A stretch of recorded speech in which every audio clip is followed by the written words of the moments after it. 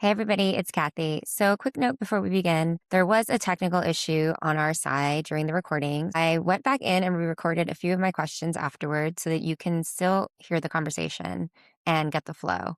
So, if you do notice a couple moments where the audio sounds different, that's why. Thank you for understanding, and I hope you enjoy the conversation. Welcome back to Party Girl Interrupted. This is the podcast where we talk about identity shifts, reinvention, pivots, ambition, and everything else on the path to becoming who you're meant to be. My storyline has been from party to purpose, but the party isn't always nightlife.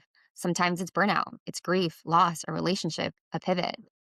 Today, I'm very excited about our conversation because we're going to be talking about some really, really juicy topics that I'm really fond of talking about. Today's guest is Ashley Kaylor, a matchmaker and attachment style coach based in New York who's been spending the last 17 years helping people navigate love, relationships, and the deeper patterns that actually drive them. I'm really excited today to talk about topics such as attachment styles, chemistry, compatibility, my favorite, emotional safety, and learning what Ashley has learned after almost 2 decades of watching how people love.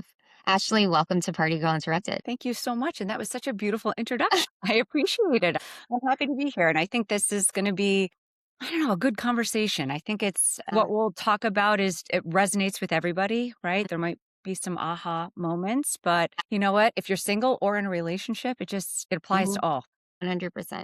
And so before we get started about talking about attachment styles and dating and all that fun stuff, how did you get started as a matchmaker? So I got started in 2009. Long story short, I was out and about with one of my girlfriends. I was flirting with a bunch of guys. I'm just kind of doing my own thing, probably trying to get free drinks, if I'm going to be very honest. And a woman approached me and she was like, "Hey, I like what you're doing." And I was like, "Okay, get out of here, girl." And then she's like, "I'm a matchmaker." And it was well before the Millionaire Matchmaker show with Patty Stanger.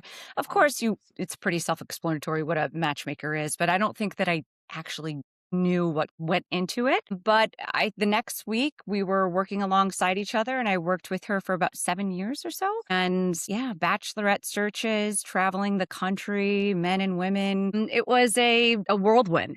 A whirlwind. Events all over the place, lots of stories, lots of chaos, but very thankful. You learn a lot. You meet a lot of people, a lot of different personalities. Yeah. I could probably go in deeper, but that's the general gist. That's how I started with matchmaking, and attachment style coaching came a little later. It was about 7 years ago. I don't know if that's a good thing or a bad thing. I've been doing it for 17 years. I'm like, maybe I should have thought about this or learned about it a little sooner. Attachment styles and learning about coaching and things of that nature happened a lot later. So, what was your career pivot? I don't know. I was picking up dry cleaning and pouring coffee, and I was just trying to make ends meet. And this woman said, "Are you single? I like how you can interact with men, and I think I have a job for you." Fell into it with that. Yeah, matchmaking proved to be. It sounds very fun when you see the shows, and it is fun. It's challenging personally, but also professionally. And I think that's why I kind of pivoted into attachment style coaching, because I kind of reached this stagnant point, if you will. I was like, I am not fulfilled. This is not exciting anymore. My clients are getting frustrated. I'm getting frustrated. And I just reached this point of just like, oh my gosh, nothing's working. So organically, I was introduced to attachment styles. And I think I've always known about like this person's anxious, or, everybody hears the term, oh, he or she ghosted me, so they're avoidant. So we've all kind of heard them very, very lightly based on how stagnant and how difficult matchmaking became to me personally and professionally with my clients. There's no progression. Some of the relationships were just not even starting or sabotaging in the beginning or in the middle. And I was like, there has to be a why. And even with myself, right? Just growing up in New York City, and I'm like, I keep on dating the same dudes, right? It's like, it's the same thing. They just have a different zip code. So, after I got introduced to attachment styles, I more or less kind of figured out the why. Right? I figured out why people choose the way they choose. Matchmaking is like, who are you attracted to? Attachment coaching is, why are you choosing that person? Which is a little different from afar. And it really just opened up a lot of avenues personally, because attachment styles are, they go beneath the surface, but there's so much more than just romantic relationships, Mhm. right? It's the Mhm. reason why we got a promotion or we didn't. It's the reason why you have this podcast or you didn't, right? Yeah. It's the reason for everything. And I'm a little nosy, hence being a I'm matchmaker. also Like, ooh, nosy.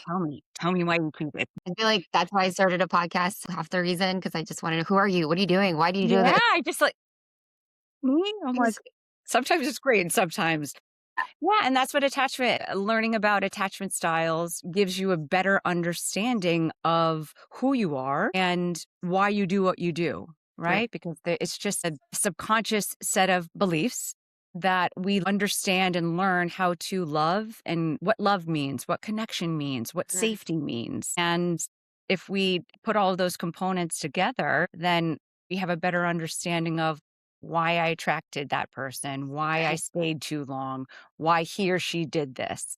right. So it's a beautiful thing. It's really, Yeah, really a beautiful thing. And I always encourage people not to throw around these terms casually, but just to get yeah, a little better understanding of who you definitely. are, really. Before we jump in a little bit more, because I do have a bunch of Sure. questions, do you wanna just do a little brief overview, maybe, like, bullet point of attachment styles for anybody who's listening Sure. and maybe not familiar? Yeah. So attachment styles in general, if I'm going to just do a blanket term, if you will, is our set of subconscious beliefs that we learned in early childhood. Subconscious is a key word, might sound heavy for some, but subconscious set of beliefs that we learned in early childhood on how to love, how to connect, and what we feel to be safe. What does safety looks like? And all of these learned behaviors become patterns, and those patterns are ingrained in our subconscious. So attachment styles are formed at a very early age. And it's by observing and interaction of your childhood, Mhm. mom and dad, caregivers, whatever that looked like. It doesn't necessarily mean that you wanted it, right? Yeah, could have been abuse there. And you're like, that's not how I want to live my life. But because it's a subconscious set of belief, it lives there. So we take that into adulthood, and that's where we develop these attachment styles. Either we're anxious or we're avoidant, dismissive avoidant, or we're secure or we're fearful. So those are the four main attachment styles. I think the most important thing for me when it comes to attachment styles is it's great to know what they are and where they come from, right? Mhm. I think that's very, very important. But it's equally as important to know what they are not Yeah. because attachment styles are patterns, Mhm. okay, and behaviors. And because they are that, they can be changed, right? Yeah. And they Yeah. can be, they're learned, excuse me, a better way. They're learned so they can be unlearned. So they're not fixed traits. They're not in a box, Yeah. right? It's not a diagnosis. And a lot of people are like, oh, well, she's just so anxious. Well, is she anxious or did Yeah. she just have an episode where she felt anxious? Because Yeah. those are two different things, Yeah. right? And I really stress to people of learn a little more about what your style is and what your triggers are. Because Mhm. everybody's a style. There's nothing wrong with it, right? I lean a little this way. Yeah. I consider myself secure, but in certain situations, I lean a little anxious. Yeah. I can be a little hyper and work and this and that. There's nothing wrong with it. It's just knowing who you are, where it came from, and then Mhm. being able to develop these strategies in order to work through that to become a little That's secure. the goal is to get to secure, right? The question is how. Understanding your attachment styles, obviously number one, whether anxious, avoidant, or leaning secure. How do we get to secure? Right. How do we get to secure? So I think that it's a broad question, but it's an important question. Becomes on, and a lot of people may disagree with me, secure comes on a lot of different levels, right? It's just how people's relationship, whether it's healthy or I might look at this person over here and I'd be like, I wouldn't want to be in that, but they might think that they're the healthiest person in, their relationship. So secure doesn't mean that there's no emotion. Secure doesn't mean that you don't have times where you may want to overreact, anxious. Doesn't mean that you might want to pull away from this situation, avoidant. Mhm. Secure is being able to Mhm. have these situations, have these emotions be presented to you and whatever they may be, and being able to kind of bounce back, right? And being like, hey, let's pause a minute. Where am I? What are my triggers? And being able to almost kind of circumvent them. Mhm. That's secure. Being emotionless, having a perfect relationship, there's no such thing. Yeah. Argument, having a secure relationship, you should have arguments. You should, Yeah. right? Definitely. So secure is a lot of awareness. Becoming secure starts with awareness, Mhm. but because awareness is great, but it's not the end all be all. If Right. we were all aware of what we need to do, then we would just do it, Right. right? Of course. Like January 1st, I want to go to the gym every day. I'm aware that I'm overweight or I'm aware that I'm unhealthy, but then everybody just cancels their membership on the 5th, right? Right. Awareness is great. I'm Mhm. going back to, that guy that, screwed me over. It's Right. great, Yeah. but there's deeper layers. Yeah. It's understanding why this affects me the way it does. And it depends on how deep people want to do. But attachment styles, because they're developed with core wounds, it's beneficial to backtrack a little bit. What did that make me feel when Mhm. that happened? And then I got anxious. That triggered me because what? I felt like he was going to leave. And if he leaves, then I'm going to be alone. If I'm going to be alone, I'm going to be unworthy, right? Right. So secure, it's a process. It's a process. Start Yeah. one thing at a time, right? Right. It's a process. Secure people always have little hiccups. Right. I think that that's just the game of life. If we were just at a linear plane and there's no one that interrupted us and everybody was just giving us compliments and giving us money and treating us beautifully, like that's just not the way it is. You Mhm. have to prepare yourself and how do I feel in this situation? How can I control that? Mhm. Depending on your attachment style. I think a lot of people Mhm. mistake anxiety for chemistry. I don't know if it's Why? anxiety per se. Maybe the better word is intensity. So lately, I've been talking a lot about chemistry versus connection versus compatibility. Yeah. And I am curious that people tend to think that the intensity or the anxiety is actually chemistry, and then that's a good foundation for a relationship. What do you Mhm. think about that? Why do people mistake anxiety for chemistry? So, chemistry is attraction, right? So, Yeah. chemistry is butterflies and it's Hmm. excitement and it's sometimes a little unknown. Compatibility is grounding. It is how your values, your shared values that will eventually build this healthy relationship, right? So, they very much work together, but they're very, very different. Yep. So, when it comes to someone specifically who's leans anxious, an anxious person, as much as they want consistency, stability, because you're anxious, right? You want Mhm. someone to always reassure you. You want someone to just tell you, I love you, and answer your text 2 seconds, right? So because their behavior leans in that way and that's what they need, they're often attracted to partners that will give that almost immediately, which Mhm. is usually an avoidant, but then also drift off. Kind of two different conversations but also the same because an anxious and avoidant are probably the most magnetic pairing, right? But it's also the most toxic loop. Very, Yep. very common. Yep. But because anxious always chases the intensity, chases the chemistry, chases Mhm. this need for a connection, right? Mhm. They're always normally disappointed after a while because the avoidant is drifting off. But it's kind of like a seesaw, right? They're both chasing what they feel to reassure their own core Mhm. wounds, to kind of make themselves feel better, to give themselves what they need. Yeah. So it's more often than not that this chemistry compatibility is kind of a double-edged sword. Right. Right. You can have chemistry, but it will normally always teeter off, right? And the compatibility is what's long-standing. But when you're someone who leans anxious, you're always chasing the high. You're Right. always chasing the high. You're Yeah. always chasing the dopamine hit. Yeah. And that subconsciously and in nervous system is always in your frontal Yeah. cortex all the time. That leads me to my next question. How much of attraction is actually just what you're familiar with? Everything. I think what a good way to say it is your type is your pattern. Yes. People don't want to hear it. They're like, well, I dated F boys, or I did this, or I did that, right? But your type is your pattern because of what we had spoken about with these subconscious set of beliefs and these Mhm, patterns that are ingrained. It mhm, doesn't necessarily mean, or excuse me, dictate what we logically want, right? It's right. just what's familiar.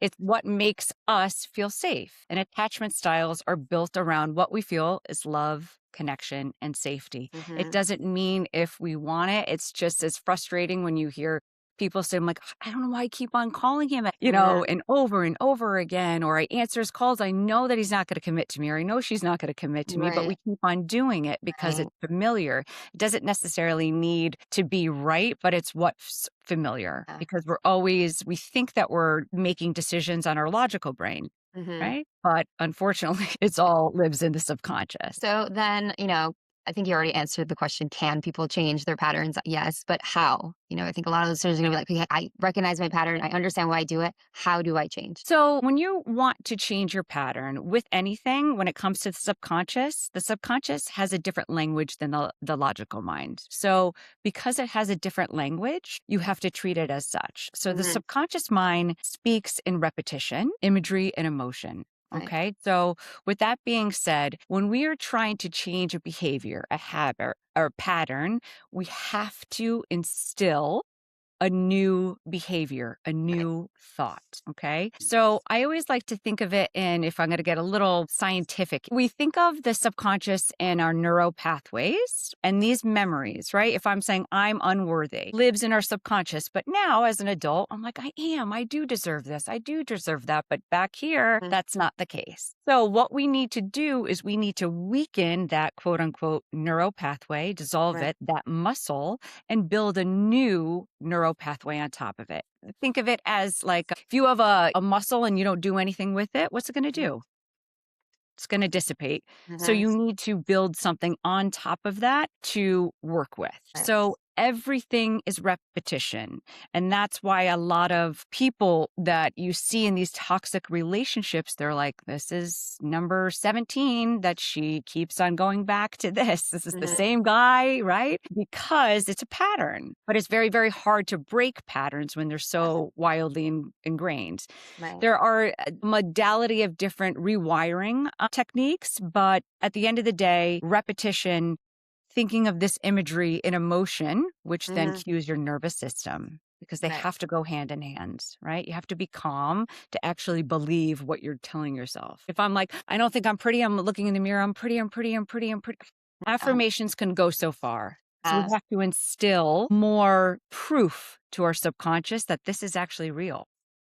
So I want to share this because the way you explain everything is so eloquently and really implements why what you're doing, coaching, is actually helping to rewire. So I want to share how I explain it to clients and people in Oh, general. please. So this is how I explain it is that you could have the conscious goal of being in a healthy relationship, of getting married, of all the things. You can have that conscious goal.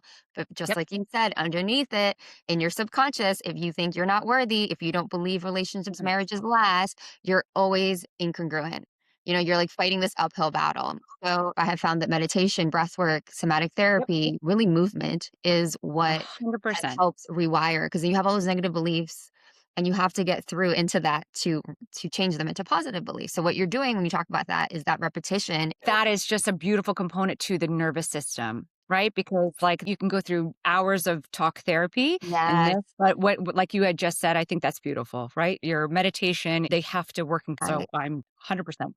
I'm such a big proponent of somatic therapy, just body, be in your body. Yep. And what I've been doing on a personal level is EMDR therapy. It is changing my life. It is so talking more a little bit about these patterns and stuff. So what it does, it's eye movement destabilization reprocessing. I've been doing it for a couple of months now.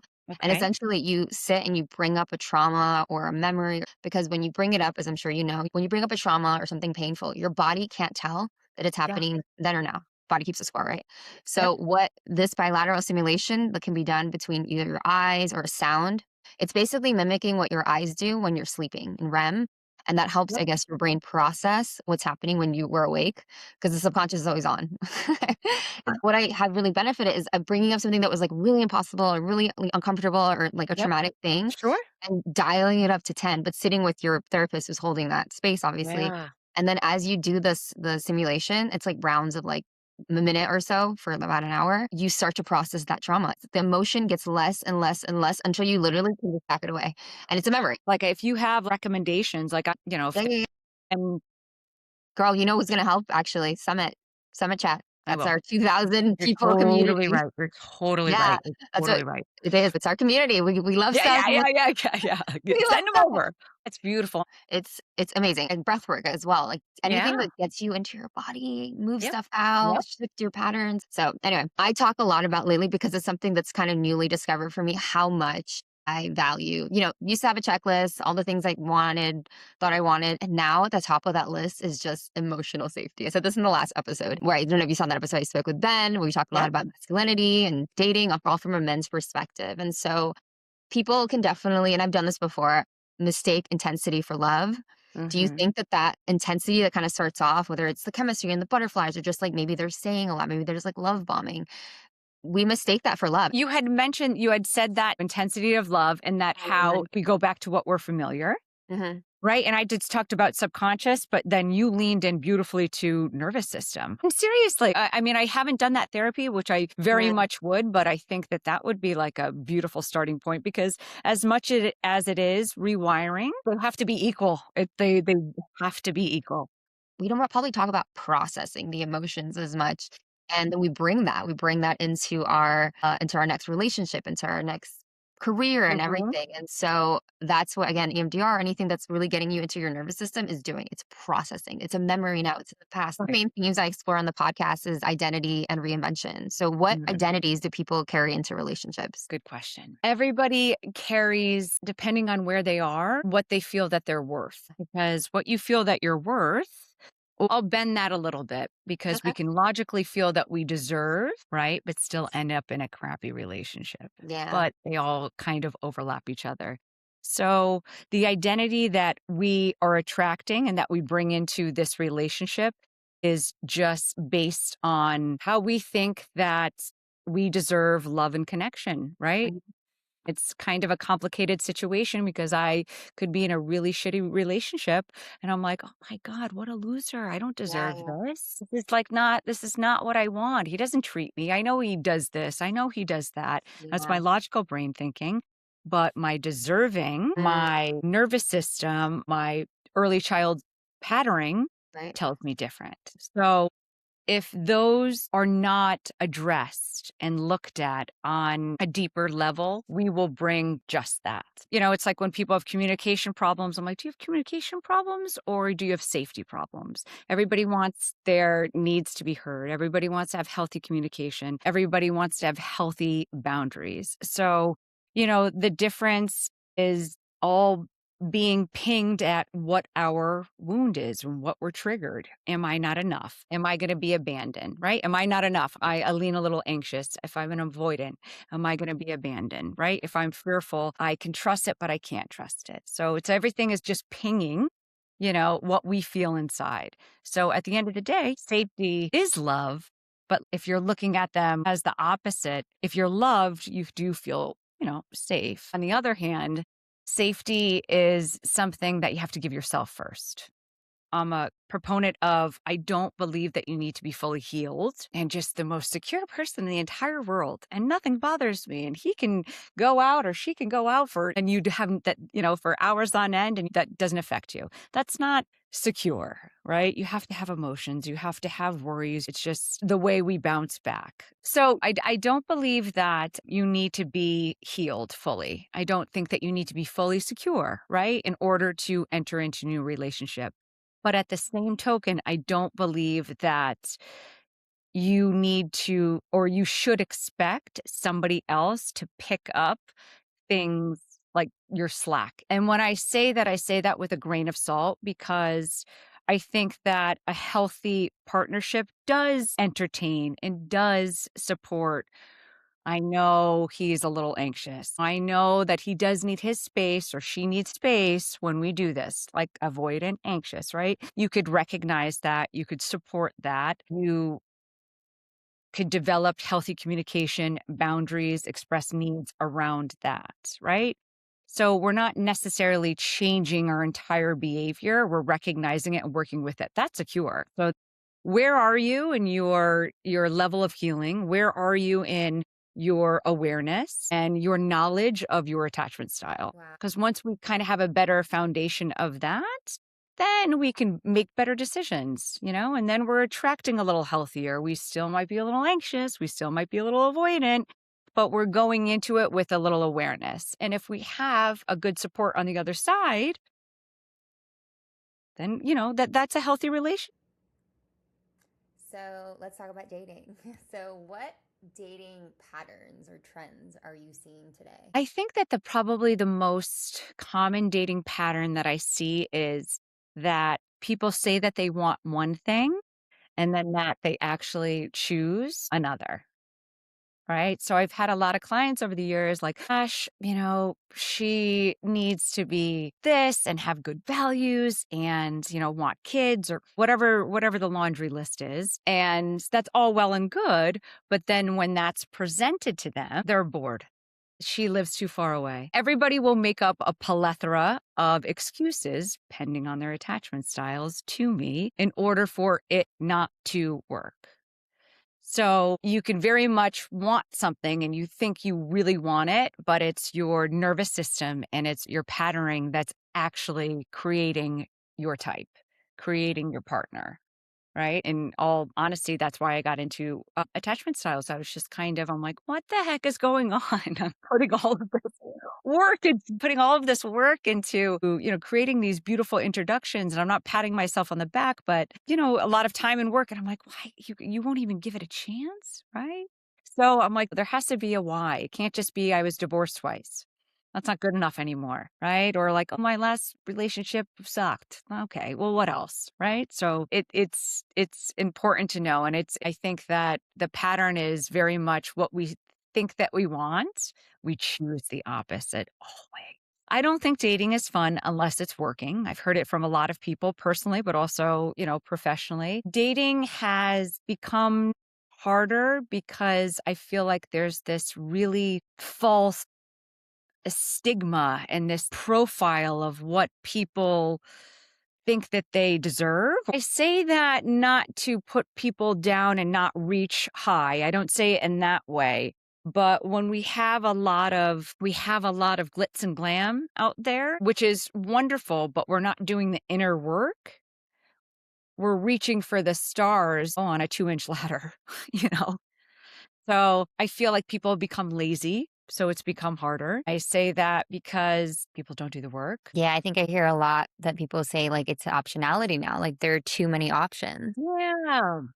There's too many options. That comes with dating apps, right? It's like, before dating apps, and I started before Tinder, and dating apps gives options, but too many options. We don't need all of that.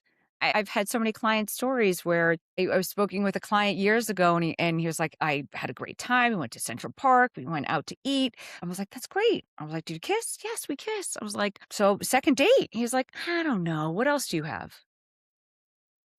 Am I blaming it on the apps or am I also combining with the attachment style? It all works hand in hand. Dating is hard if you are not secure with where you are and what you deserve and realistic to what you're engaging in. So, what pattern do you see people finally break before their life changes? Really, before they're able to step into their power? So, in regards to pattern, I think it always goes to self love and self worth. Because no matter what type of relationship you are in, just unhealthy, inconsistent, unstable, toxic, abusive, all of that are come back to your self-worth, right? So once we have that core, that's our gateway to whatever we want.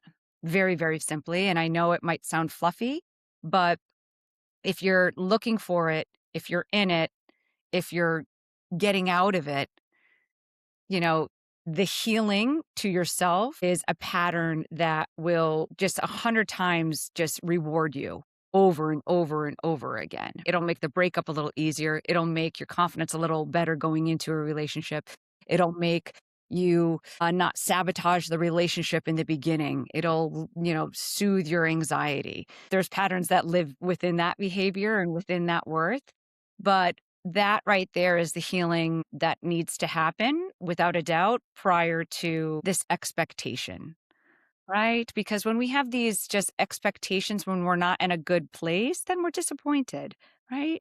And I think that that's troublesome. And I think that that's really disheartening for some people, right? It's like, I really want to get married. And again, as I said before, we don't need to be healed, but let's, reflect and go back to ourselves. What do we want? What have we been doing? And get that self love and that self worth a little more present than it was before. Wow, I love that answer. So, something I like to do here before we close is some rapid fire questions. You ready? Sure. What is the biggest green flag in a relationship? Green flag? Consistency, What is the biggest red flag in a relationship? not consistency. Not listening. And what's the most overrated dating advice? I think dating advice is terrible. Overrated. Be yourself. Isn't that controversial? But be yourself. It's hard to be yourself when you don't know yourself. We're like, oh, just go out there and be yourself. You're like, I'm anxious. I'm worried. That's like, I'm going out with a mask, right? What's the most underrated relationship skill? Compliments. My girlfriends just personally probably disagree with me on a weekly. I believe in compliments. I believe in chivalry. I believe in having that. I think that's wonderful, but I believe that a woman and a man, there's nothing better than a compliment. Doesn't have to be excessive. But what's nicer when someone makes you smile? Doesn't matter if they wanna commit to you or not, but, like, if they're gonna be in the relationship, wonderful. You're building it on compliments and love and sharing. But if you 2 don't end up together, she was a very kind person. He was a very kind guy. A nice heart, beautiful soul. Compliments. It's love.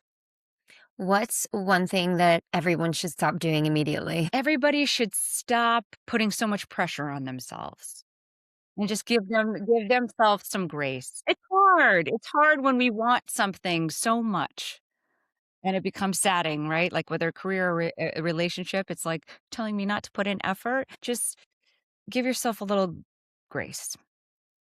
Yeah, I love that. I think grace is such a powerful word and it is hard, I hear so many different things and so much advice that I do also think is very overrated. Like I've heard people say like, "Oh, it's a numbers game. You got to get out there and put yourself out there." But then I know people that have dating app dates lined up like it's a job? Like I said, dating is terrible unless it's working. And like that's exhausting. I have one job and dating is a job. And that sounds terrible to me. Like, right?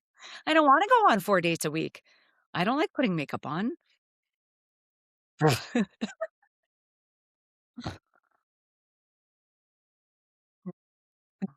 If someone listening realizes that they've been repeating the same relationship pattern for years, what's the first thing you'd want them to know? I want them to know that their patterns can be fixed. They can be healed. Right. So patterns, as I said before, they're a learned behavior, so they can be unlearned. This is not who we are. This is just something that we've developed over time. So the relationship that you've had or the continuation of bad relationships, that it doesn't have to be your future, right? You don't have to be single forever. You don't have to have another divorce. So it's really about kind of taking a step back and reflecting and seeing where we are in order to unravel that and then attract what we actually deserve. And we all truly do deserve love. Thank you so much for being here today, Ashley. And where can everybody find you and your work? Thank you so much. My website is my first and last name, Ashley, Ashley, Kaylor, Kaylor.com. Yeah. And you'll see my handles. It's all very self explanatory. Ashley Kaylor, everywhere. And any final thoughts that you'd like to share? I hope that people can find these conversations encouraging than discouraging. All right. So it's just awareness and doing your own due diligence because this is not just about him or her, it's about yourself. And when we start to find this in ourselves and this self-worth and self-love, the doors open. Thank you. Thank you for listening to Party Girl Interrupted. If something in this episode stayed with you, please share it with a friend or someone who might need it too. You can leave a review or subscribe so that you don't miss future conversations. I'm really glad that you're here. See you next week.